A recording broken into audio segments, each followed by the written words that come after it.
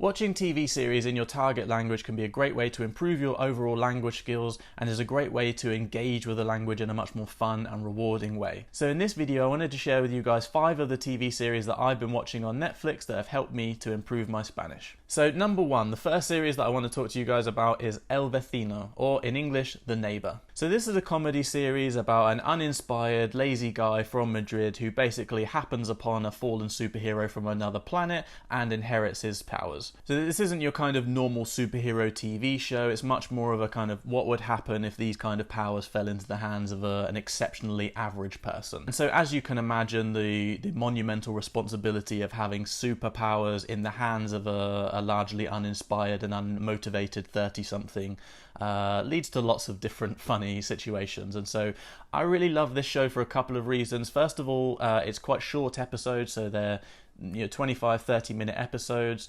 A lot of the language, whilst being colloquial, is still quite understandable. I found, with some other shows where they use a lot of colloquial language, it can be a little bit hard to really catch what they're trying to say, but I found in this series, for whatever reason, the language was pretty understandable, and the storyline and the comedy and everything I found was just really good. I really enjoyed it, so yeah, go check that one out.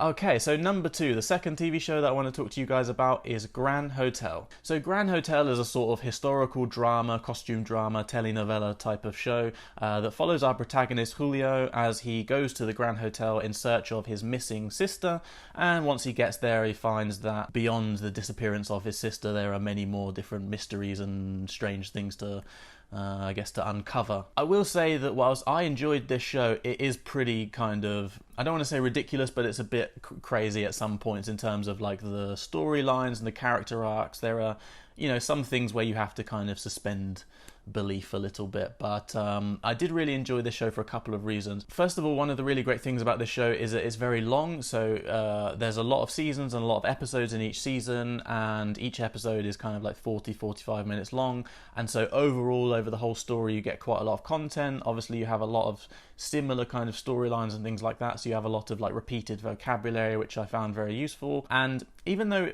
to be honest, it's probably not something that I would have watched like in English, I found the kind of dramaticism almost made it a little bit easier to follow sometimes. It's quite obvious what's happened because there's these kind of sharp turns and things, but yeah, I found it really useful, really interesting, and definitely think it's a good show to check out if you're wanting to watch some things in Spanish. Okay, so number 3, the third show that I want to talk about today is a show called Criminal Spain.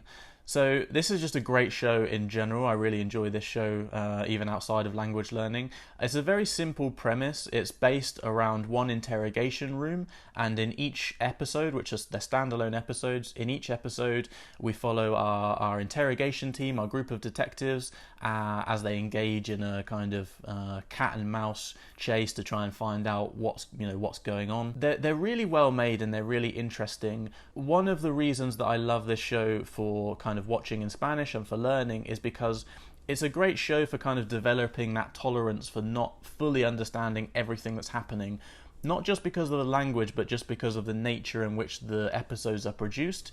You don't know if this person is guilty or not, if they're covering for someone else. There's all these different kind of elements. There's also some kind of shady police tactics that go on as well, and so you really have to kind of just stick with it to find out kind of what happens. And so I found that it was a really great show for that as well. Whether that's something you guys will enjoy, I don't know. But yeah, if you like detective shows and things like that, and you're looking for something that's a bit more dialogue heavy, this is definitely the show for you.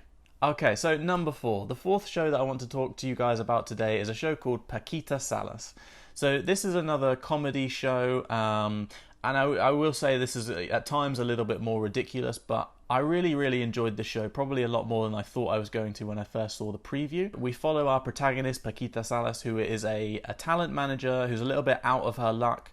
She's struggling to kind of adapt to the kind of new ways of the industry. She's a little bit old school and things. So in the kind of opening episode, she loses her big client, a big famous client, and so she kind of has to rebuild and go back from there. And again, these are kind of short episodes, 20-25 minutes at most. There's 3 series right now on Netflix. I don't know if there will be any more, but yeah, it was really interesting. It's also interesting from the perspective of like cameos and things like that. It's a show that brings in a lot of other famous people, and so I felt like it gave me a bit of an opportunity to expose myself to other kind of famous actors and actresses and famous figures in general in Spain, and so that also gave me an opportunity to go off, search for different people and different films and series and things that I could watch. So can be a bit difficult to understand some of the language. They speak pretty fast and use a lot of slang at some points, but generally speaking, yeah, really enjoyed the show. So again, if you're interested in kind of comedies and things like that, then I would definitely advise you watch Paquita Salas.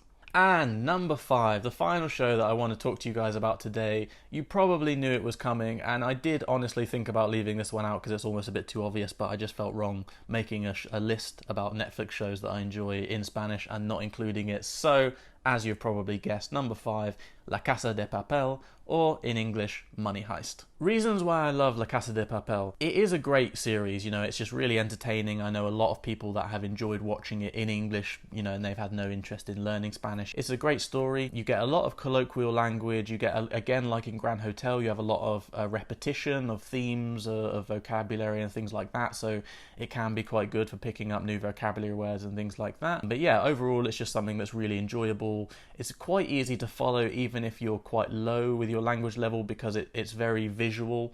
Obviously all TV shows are visual, but I mean in the sense of like, what they're talking about is often happening on screen in a very direct way, and so often you can understand what's happening even if you've missed the language, just because again there's a lot of like visual support. So that's definitely a good reason to try and jump into La Casa de Papel in Spanish as well. So yeah, those are my 5 shows that I wanted to talk about today. 5 shows that I've really enjoyed watching on Netflix that have helped me with my Spanish learning. But of course, there are lots of other shows. So if you guys are interested in me making another list of some more shows that I've enjoyed, or maybe some shows that I've watched that I haven't enjoyed, because there are some of those as well, then yeah, let me know in the comments below. But as always, I love to hear from you guys. So if you have a favourite show on Netflix that you've been watching in your target language, let me know in the comments below, and I'll be sure to check it out.